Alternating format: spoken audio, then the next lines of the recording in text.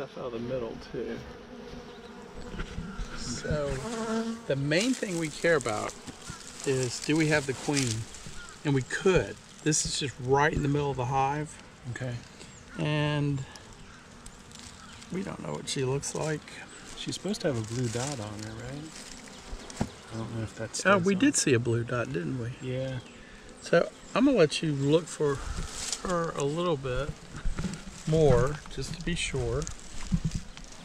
And then I'm gonna take one of these frames out and get that chunk out of the middle. How that's connected.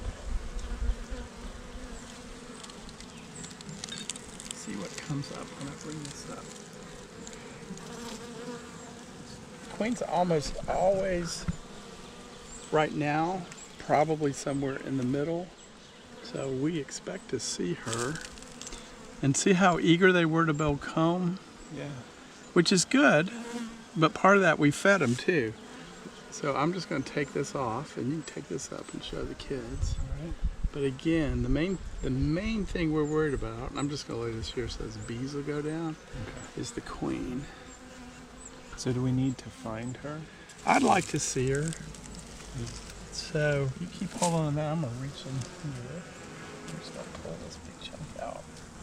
And this is cool. This is natural as they make it honeycomb. It's really soft, and they're already putting food in it. I'm just going to lay it down just in case she's on that. But it's no, I don't want to just flop it on there and kill her. So, just so I can get that out of the way, I'm going to put this back in. And I'm trying not to scrape. It's called rolling the bees. Okay. Okay. So, we really don't see her on any of that stuff. I don't see her. No. And I didn't really look too good on this side, so let's just see if we see her over here. There she is. Yep, look at that. Okay. But we want her back down in the hive, and so mainly I'm just trying not to kill her right now. Yep. Do you need the brush? No, I don't want to brush her, just because even that sort of mechanical, what I want her to do is decide to go down. So I'm just going to leave it there for a moment. She prefers the dark over light. And then I'm just going to lift it. And see how we predicted she would be in the middle? And she was in the middle, and she's still here. So I'm going to make this smaller and easier to deal with. Okay. And I'd love to see her go down. I can see her right now. And she does not. I can't see her anymore. Yep, so it's negative proof, but she went down, or otherwise we'd see her. Yeah. So now she was on this. We're sure she's not on the other peas that you broke off, yeah? But what I'm looking for now, and this is cool, so I'm just gonna get these bees off of here. Okay. Try not to damage it because there's some cool stuff going on. Do you want the brush now? No. Would I, if I was doing this, would I You would brush it? probably brush it, but I can be more gentle with my fingers. But the brush isn't bad. Okay. I brush bees all the time with a brush. But there's something I want to show you here. And you'll definitely be able to see it up inside the house. You probably have a magnifying glass or something. Okay. Look at, it's hard to see, but look at the little white, they look like 1/10 the size of a grain of rice. I see. You see those in the bottom of each cell? Yeah. So those eggs she's laid. And we're sorry she had to waste a little effort. So these are done now. Yeah, I mean, we can't put those back. And that's okay. She lays several thousand a day, but you can take that up and show the kids. Now, she went down on this side of the frame, so we really would like to see her. Maybe she went on this side. See her over there? I don't. But not seeing the queen is okay. We know she's in there. And often when I work the bees, all I ever see is eggs. And sometimes when there's piles like this, she could be under there, but she's not. She's just boogied. And it's not going to be that useful to keep looking for her. We know she was in there. She was on that piece of comb. I turned it down, hoping she would walk down.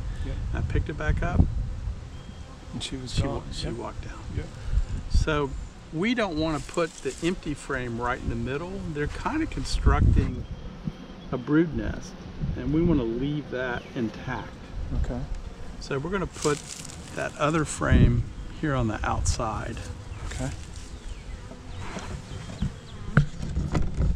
And it's a real tight fit with this feeder in here, but it'll work. And if it was too tight, we could leave it with one fewer frame. We would leave that gap on the end. Okay. So right now, all their building is happening in the middle. And see how these have like that little wedge? Yep. So as I push down, there we go. So we kept their center area like they wanted it. Okay. And now I'm just gonna shake these off and see how they were storing that pollen. Yep. So this is really cool stuff. So were they planning to fill this with eggs and then potentially honey they would fill it with too? So as you can imagine, a hollow tree doesn't come with frames and sheets of wax. Yeah. So they just go up to the top and you can see what down was. And they just start drawing out comb.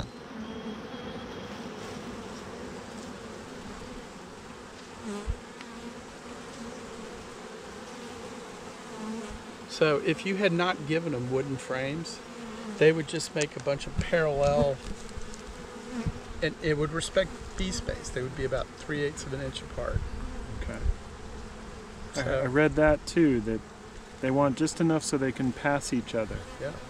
But not too much, and if there's too much, they'll fill it in. Exactly. And that's what this so is. there was too much, and they filled it in. Okay. Yeah. Sometimes the books are even right. Wow. Yeah. So we're just going to clean this off.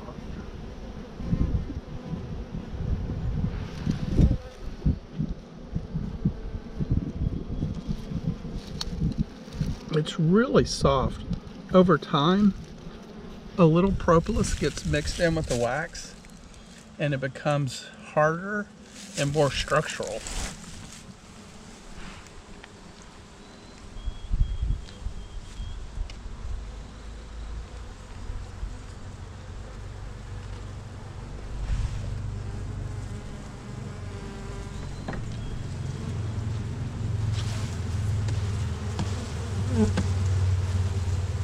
They don't like vibrations, so I try not to do too much of that, but I will take the brush now. Okay.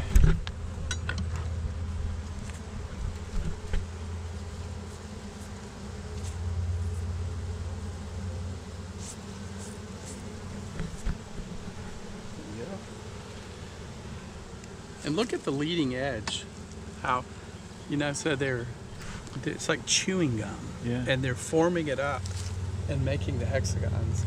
I mean, that was one Would of the this things. end up being the comb at the end? Yeah, that's the comb. This is the comb. That is the Okay. comb. It's just, that's naturally formed. So it's even cooler than this comb. Yeah, That's the coolest comb. What's funny is it looks just like the same size. How are they all the same size like that? Like The natural comb? Yeah. So there is genetically, there's a size they want to build, and it comes together. It's almost mathematical. They start forming these rings, and if you take a bunch of round straws and you compress them together, they will naturally form hexagons. You see that with soap bubbles and stuff. If you have soap bubbles where they interact, they start forming these angles. Yeah. So the hex forms, but the size of the ring they're making, and it's like, they just know that it's like, oh, there's no wax over here. I just feel like I should put it there. And so that's genetic. And then the hexagons come out of just what happens when you compress a bunch of tubes. It's amazing.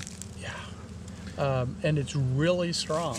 Like when you pick it up, it's so soft. It's almost like just goo melting in your hands, except that can hold 13 pounds. You know, imagine if you were carrying water and it was in an open wax container and the whole thing just didn't collapse.